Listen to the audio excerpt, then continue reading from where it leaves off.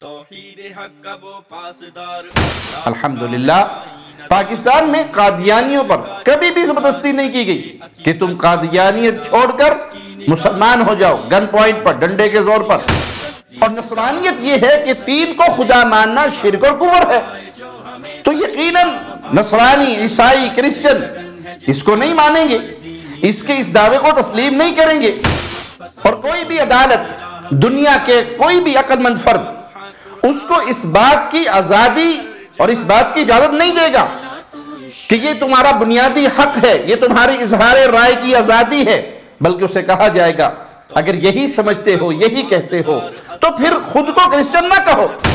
آج اللہ کہتا ہے کہ ان کو کہہ دو، اعلان کر دو پوری دنیا میں، قل اطیعوا اللہ ورسولہ، اطاعت کرو اللہ کی اور اس بندے کی جو اللہ کے قانون قرآن کے مطابق آپ کے فیصلے کرتا ہے۔ پھر درمیان میں کسی نے اصلاح کی کوشش کی تو جناب نے سننے کی ضرورت ہی محسوس نہیں کی، بلکہ آگے چل کر مزید کیا کہتا ہے سنیے۔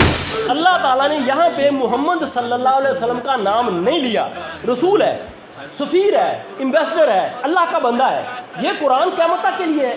اور محمد صلی اللہ علیہ وسلم آج ہمیں موجود نہیں ہے۔ قرآن صرف عرب والوں کے لیے تو نہیں ہے، قرآن تو پوری دنیا کے لیے، ہمارے بعد جو لوگ آئیں گے ان کے لیے بھی یہی قرآن ہے۔ جو بندہ اللہ کے حکم کی طرف بلاتا ہے، جو بندہ قرآن کی طرف بلاتا ہے، وہ مراد ہے۔ محمد صلی اللہ علیہ وسلم کی زندگی میں محمد مراد تھے، اس کے بعد ابو بکر آ گئے، عمر فاروق آ گئے، اس کے بعد بھی لوگ آتے رہے اور قیامت تک لوگ آتے رہیں گے۔ یعنی یہ ہے مجھے طے کرنا ہے کہ میں نے اطاعت پی ٹی آئی کی کرنی ہے یا پی ڈی ایم کی کرنی ہے یا کس کی کرنی ہے، یہ مجھے فیصلہ کرنا ہے۔ انا للہ و انا الیہ راجعون۔ اس شخص کی یہ ساری باتیں جہالت پر مبنی ہیں۔ اگر قرآن مجید غور سے پڑھتے تو ایسی باتیں نہ کرتے۔ قرآن مجید نے رسول کی اطاعت کا حکم دیا تو ساتھ یہ بھی بتا دیا کہ وہ رسول محمد ہیں صلی اللہ علیہ وسلم۔ السلام علیکم ورحمۃ اللہ وبرکاتہ۔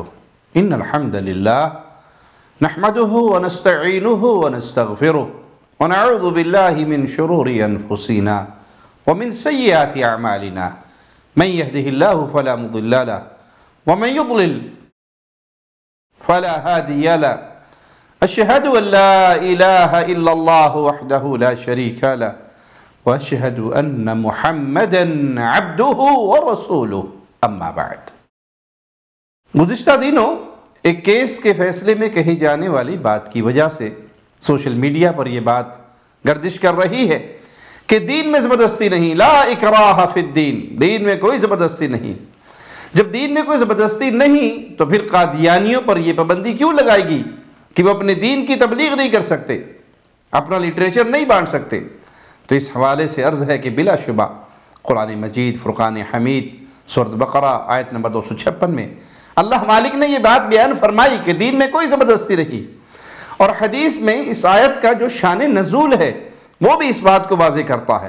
سنن ابی داؤد میں عبداللہ بن عباس رضی اللہ عنہما سے مروی ہے کہ اسلام سے پہلے مدینے میں یہ ہوتا کہ اگر کسی عورت کے بچے پیدا ہو کر فوت ہو جاتے، زندہ نہ رہتے، تو وہ یہ منت مان لیتی کہ اگر کوئی بچہ زندہ رہا تو ہم اسے یہودی بنا لیں گے۔ پھر جب یہود کے قبیلہ بنو نضیر کو ان کی عہد شکنی کی وجہ سے مدینہ منورہ سے نکالا گیا تو ان میں انصار کے کئی لڑکے تھے۔ انصار نے کہا اب ہم انہیں نہیں چھوڑیں گے، یعنی انہیں مسلمان بنائیں گے۔ تو اس پر یہ آیت نازل ہوئی، لا اکراہ فی الدین، دین قبول کروانے میں کوئی زبردستی نہیں۔ الحمدللہ پاکستان میں قادیانیوں پر کبھی بھی زبردستی نہیں کی گئی کہ تم قادیانیت چھوڑ کر مسلمان ہو جاؤ گن پوائنٹ پر، ڈنڈے کے زور پر، کبھی نہیں کہا گیا۔ اصل معاملہ یہ ہے کہ وہ اپنے عقیدے کے مطابق محمد صلی اللہ علیہ وسلم کو خاتم النبیین، آخری نبی نہیں مانتے، بلکہ ان کے بعد مرزا غلام احمد قادیانی کو اپنا نبی مانتے ہیں۔ قرآن مجید کو آخری کتاب نہیں مانتے، بلکہ مرزے کی باتوں اور خیالات اور خوابوں کو وحی قرار دے کر اس کی کتاب تذکرہ کو مانتے ہیں۔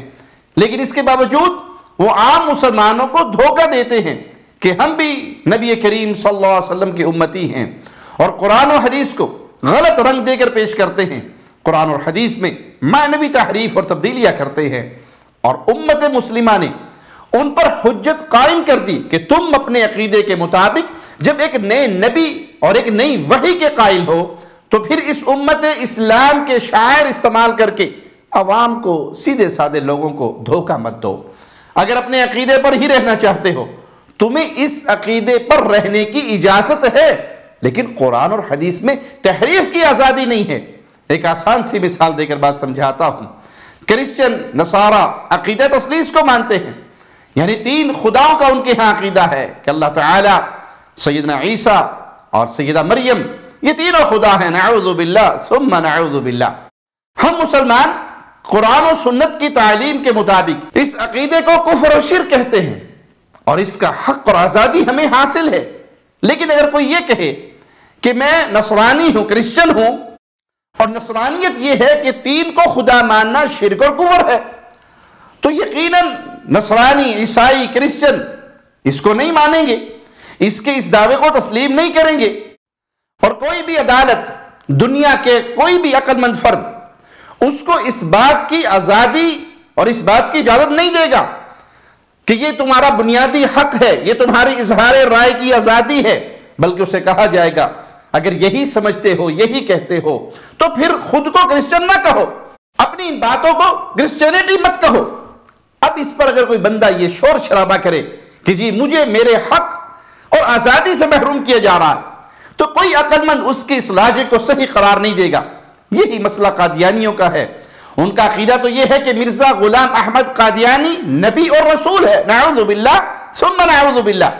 اس کی باتیں وحی اور نئی شریعت ہے، لیکن قادیانیوں کی ضد یہ ہے کہ ہم بھی محمد صلی اللہ علیہ وسلم کے امتی اور مسلمان ہیں۔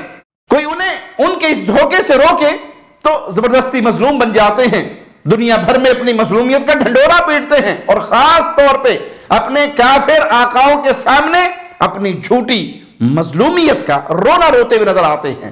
ایسے لوگوں پر اگر پابندی نہ لگائی اور انہیں کھلی چھٹی دے دی گئی تو یہ کیا کیا گل کھلائیں گے، اس کا اندازہ ذرا آپ یہ کلپ دیکھیے اور اس سے لگائیے۔ آج اللہ کہتا ہے کہ ان کو کہہ دو، اعلان کر دو پوری دنیا میں، قل اطیعوا اللہ والرسول، اطاعت کرو اللہ کی اور اس کے اس بندے کی جو اللہ کے قانون قرآن کے مطابق آپ کے فیصلے کرتا ہے۔ پھر درمیان میں کسی نے اصلاح کی کوشش کی تو جناب نے سننے کی ضرورت ہی محسوس نہیں کی، بلکہ آگے چل کر مزید کیا کہتا ہے سنیے۔ اللہ تعالیٰ نے یہاں پہ محمد صلی اللہ علیہ وسلم کا نام نہیں لیا۔ رسول ہے، سفیر ہے، ایمبیسڈر ہے، اللہ کا بندہ ہے۔ یہ قرآن قیامت تک کے لیے ہے، اور محمد صلی اللہ علیہ وسلم آج ہمیں موجود نہیں ہے۔ قرآن صرف عرب والوں کے لیے تو نہیں ہے، قرآن تو پوری دنیا کے لیے۔ کیا ہمارے بعد جو لوگ آئیں گے ان کے لیے بھی یہی قرآن ہے۔ جو بندہ اللہ کے حکم کی طرف بلاتا ہے، جو بندہ قرآن کی طرف بلاتا ہے، وہ مراد ہے۔ محمد صلی اللہ علیہ وسلم کی زندگی میں محمد مراد تھے، اس کے بعد ابو بکر آ گئے، عمر فاروق آ گئے، اس کے بعد بھی لوگ آتے رہے اور قیامت تک لوگ آتے رہیں گے۔ یعنی یہ ہے مجھے طے کرنا ہے کہ میں نے اطاعت پی ٹی آئی کی کرنی ہے یا پی ڈی ایم کی کرنی ہے یا کس کی کرنی ہے، یہ مجھے فیصلہ کرنا ہے۔ اِنَّا لِلَّهِ وَإِنَّا إِلَيْهِ رَاجِعُونَ۔ اس شخص کی یہ ساری باتیں جہالت پر مبنی ہیں۔ اگر قرآن مجید غور سے پڑھتے تو ایسی باتیں نہ کرتے۔ قرآن مجید نے رسول کی اطاعت کا حکم دیا تو ساتھ یہ بھی بتا دیا کہ وہ رسول محمد ہیں صلی اللہ علیہ وسلم۔ سورۃ الفتح کی آیت نمبر 29 سنیے، مالک فرماتا ہے محمد الرسول اللہ، محمد اللہ کے رسول ہے۔ قرآن حکیم کی سورۃ آل عمران کی آیت 144 کو سنیے، وَمَا مُحَمَّدٌ إِلَّا رَسُولٌ قَدْ خَلَقْ مِن قَبْلِهِ الرُّسُلُ، اور نہیں ہے محمد مگر ایک رسول، بے شک ان سے پہلے بھی رسول گزر چکے۔ قرآن حکیم کی سورۃ الاحزاب آیت نمبر 40 کو سنیے، مالک فرماتا ہے مَا كَانَ مُحَمَّدٌ أَبَا أَحَدٍ مِّن رِّجَالِكُمْ وَلَكِنْ رَسُولَ اللَّهِ وَخَاتَمَ النَّبِيِّينَ، محمد تمہارے مردوں میں سے کسی کے باپ نہیں، اور لیکن وہ اللہ کے رسول اور تمام نبیوں کے ختم کرنے والے ہیں۔ اگر ان کے بعد کوئی نبی اور رسول بننے ہوتے، کوئی نبی اور رسول آنے ہوتے، تو پھر قرآن میں اللہ یہ کیوں کہتا کہ محمد صلی اللہ علیہ وسلم خاتم النبیین ہے؟ قرآن غور سے پڑھے تو قرآن ہی بتاتا ہے کہ محمد صلی اللہ علیہ وسلم کے ماننے والے تمام لوگ دوسرے لوگوں کو اللہ اور اس کے رسول کی طرف بلاتے تھے، لیکن اللہ نے انہیں رسول نہیں کہا۔ پھر قرآن کو غور سے پڑھے تو قرآن ہی خبر دیتا ہے کہ محمد صلی اللہ علیہ وسلم کے ماننے والے تمام لوگ ہی دوسرے لوگوں کو اللہ اور اس کے رسول کی طرف بلاتے تھے، لیکن اللہ نے انہیں رسول نہیں کہا، وہ بلانے والوں کو رسول نہیں کہا۔ رسول وہی ایک ہے جس کا نام محمد ہے صلی اللہ علیہ وسلم۔ یہ جو ابو بکر صدیق رضی اللہ عنہ کے آنے کی بات کرتے ہیں، تو پڑھ کر دیکھیے، وہ محمد صلی اللہ علیہ وسلم کے بعد نہیں آئے تھے، بلکہ ان کی حیات طیبہ میں ان پر ایمان لا کر ان کے ساتھ ہوئے تھے۔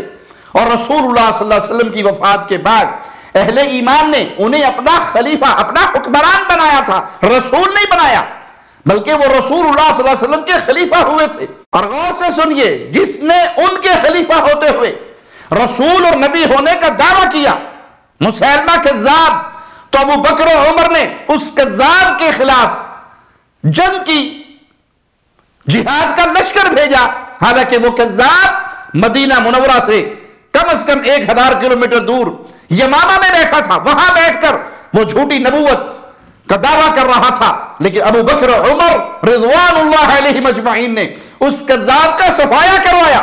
اور آج یہ ظالم ان کا نام لینے کے باوجود اس حقیقت سے بے خبر ہیں کہ اگر محمد صلی اللہ علیہ وسلم کے بعد بھی رسول آنے ہوتے تو محمد صلی اللہ علیہ وسلم پر ایمان لانے والوں کا ہرابل دستہ، پیارے نبی کے پیارے صحابہ ابو بکر، عمر، عثمان و علی، آپ کے پیارے ساتھی، اس رسالت کے جھوٹے دعوے دار مسیلمہ کذاب کو کافر، کذاب اور واجب القتل قرار نہ دیتے۔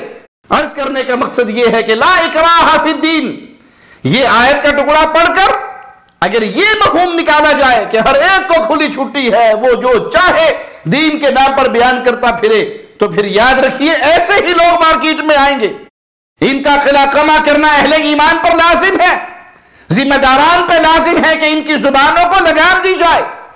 یہ دین قرآن اور سنت کا نام ہے، یہ قرآن اور حدیث کا نام ہے، ایک اللہ کی عبادت اور ایک محمد صلی اللہ علیہ وسلم خاتم النبیین کے طریقے پر یہ دین ہے، یہ اسلام ہے۔